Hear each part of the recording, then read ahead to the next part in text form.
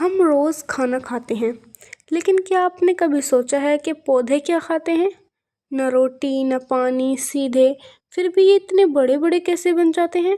आज हम जानेंगे वो सीक्रेट प्रोसेस जिससे पौधे खुद अपना खाना बनाते हैं, जिसे कहते हैं फोटोसिंथेसिस। पौधे बिना खाए कैसे जीते हैं, आज खुलने वाला है उनका सबसे बड़ा राज। तो हेलो एवरीवन, आज हम 7th क्लास साइंस एनसीईआरटी का चैप्टर नंबर 1 पादपों में पोषण यानी कि न्यूट्रिशन इन प्लांट्स के बारे में पढ़ने वाले हैं। तो चलिए शुरू करते हैं। सबसे पहले हम जानेंगे पोषक तत्व आखिर क्या होते हैं। पोषक तत्व का मतलब होता है कार्बोहाइड्रेट, प्रोटीन, वसा, विटामिन, खनिज, जो कि हमें जो है मतलब इन सारी चीज़ों से प्राप्त होती है।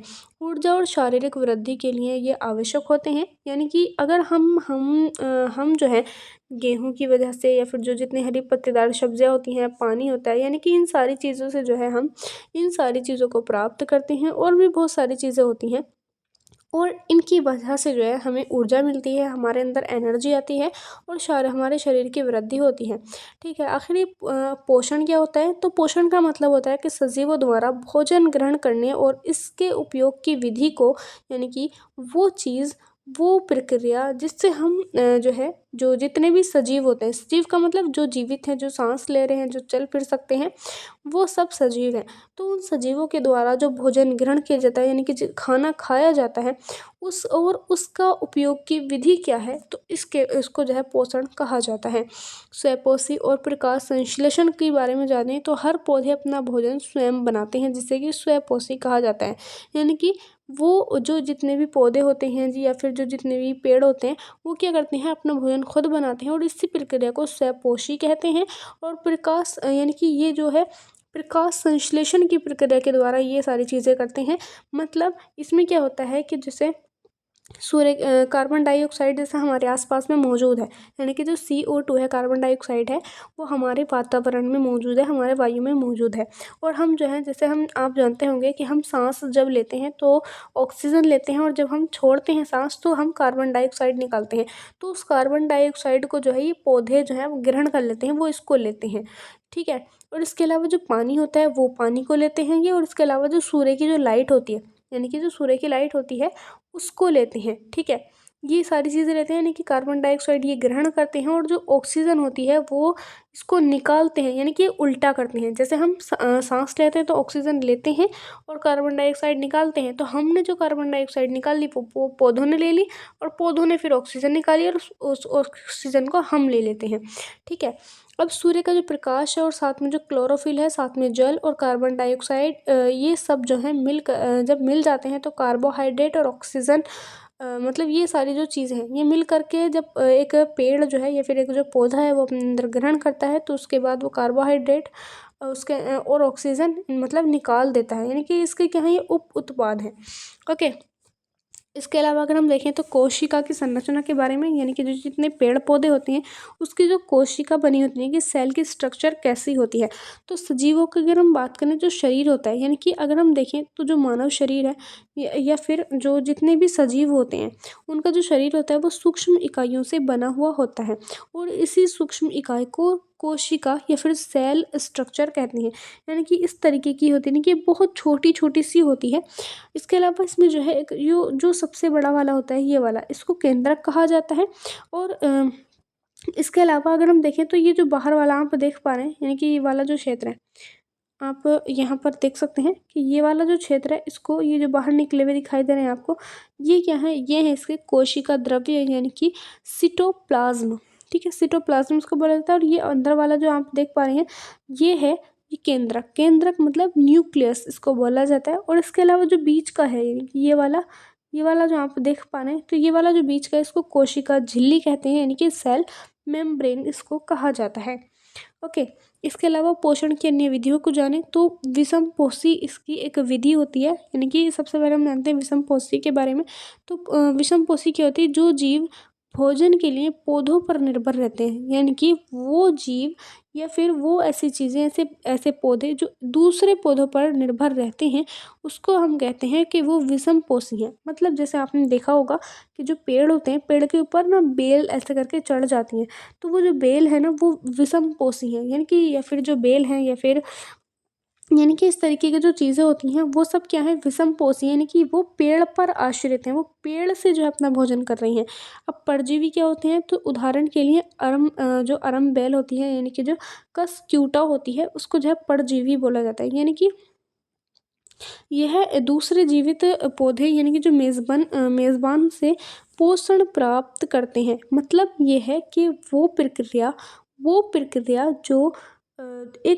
जो पौधा है या फिर एक जो पौधा है वो दूसरे पौधे पर निर्भर हो तो वो प्रक्रिया विषमपोषी होगी। लेकिन जो निर्भर है यानी कि निर्भर कौन है यहाँ पर, बेल ये वाली निर्भर है, तो इसको कहा जाएगा कि ये परजीवी है। ठीक है, उदाहरण के लिए यहाँ पर हम देख सकते हैं कि अरम बेल के बारे में। अब एक होता है कीटभक्षी। जो कीटभक्षी होते हैं वो किस तरीके से अपना जो मतलब भोजन करते हैं, तो जो कीटों का भक्षण करते हैं उदाहरण, उनको कीटभक्षी कहा जाता है, यानी कि इंसेक्टिवेरियस को उसको कहा जाता है। उदाहरण के लिए घटपर्णी, यानी कि जो पिचर प्लांट होता है वो इस तरीके का होता है और ये जो है मतलब कीटों का भक्षण करता है। ठीक है, कीटों का भक्षण करके यह अपना भोजन तैयार कर लेता है। इसके अलावा एक होता है मृतजीवी। मृतजीवी क्या होता है कि जो गली सड़ी वस्तुओं से अपना पोषण करते हैं।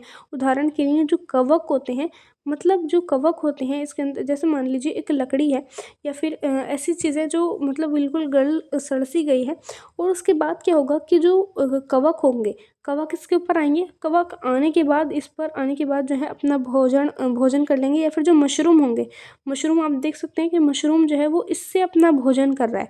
यानी कि ऐसी चीज़ जो ऐसी गली सड़ी जो वस्तु होगी, यानी कि जिस तरीके से लकड़ी होती है, तो उससे जो अपना भोजन ये कर लेते हैं, तो इनको क्या कहा जाता है, इसको कहा जाएगा मृतजीवी। यानी कि ये मशरूम के होते हैं, मशरूम और कवक मृतजीवी होते हैं। ठीक है, इसके अलावा सहजीवी क्या होते हैं, सहजीवी संबंध यानी कि सिम्बायोटिक रिलेशनशिप क्या होती है, तो इसमें क्या होता है, जब दो जीव एक दूसरे के साथ रहकर आवास यानी कि शेल्टर और पोषक तत्व साझा करते हैं। मतलब जैसे शैवाल होता है और कवक होता है, तो इसमें क्या है, ये एक दूसरे की जो मतलब चीज़ें हैं वो आपस में मतलब एक दूसरे को देते हैं कि ये चीज़ हमारे पास है तो ये इसको दे दो, और ये वाली इसके पास है तो ये इसको दे दो। यानी कि इस तरीके से आपस में ये दे देते हैं चीज़ों को, और दे करके जो है यानी कि साझा करते हैं। और साझा करने के बाद एक दूसरे की जो चीज़ें हैं उसको देने के बाद उनके अंदर अपनी अपनी जो इच्छाएं यानी कि अपनी अपनी इनकी जो ज़रूरतें हैं उसको ये पूरा कर लेते हैं इस तरीके से, तो इनको कहा जाता है सहजीवी संबंध। जैसे उदाहरण के लिए लाइकेन होता है। लाइकेन क्या होता है, शैवाल और कवक का मेल ही इसमें पाया जाता है। यानी कि पूरा का पूरा क्या है, एक लाइकेन है, और इसमें जो है शैवाल भी है और कवक भी है, और शैवाल और कवक एक दूसरे की जो चीज़ें होती हैं वो एक दूसरे को शेयर करते हैं और तब अपना जो है जीवन यहाँ पर चलाते हैं। इसके अलावा मृदा में पोषक तत्वों की पूर्ति कैसे होती है, यानी कि मृदा के अंदर जब देखो जो मिट्टी है, जो पेड़ पौधे होते हैं वो मिट्टी से भी अपना जो भोजन है वो प्राप्त करते हैं। तो अब सवाल आता है कि आखिर उनके मिट्टी में कहाँ से चीज़ें आ गई, यानी कि मिट्टी में पोषक तत्वों की पूर्ति कैसे होती है। तो किसान मिट्टी में नाइट्रोजन के लिए उर्वरक डालते हैं। यानी कि जैसे आपने देखा होगा कि अगर आप जो खेत होते हैं उनमें उर्वरक यानी कि फर्टिलाइज़र डाला जाता है, तो उसमें डाल करके क्या होता है कि उसमें राइजोबियम यानी कि एक होता है राइजोबियम नामक जीवाणु वायुमंडल नाइट्रोजन को पौधों के उपयोग योग्य विलेय पदार्थों में बदल देता है।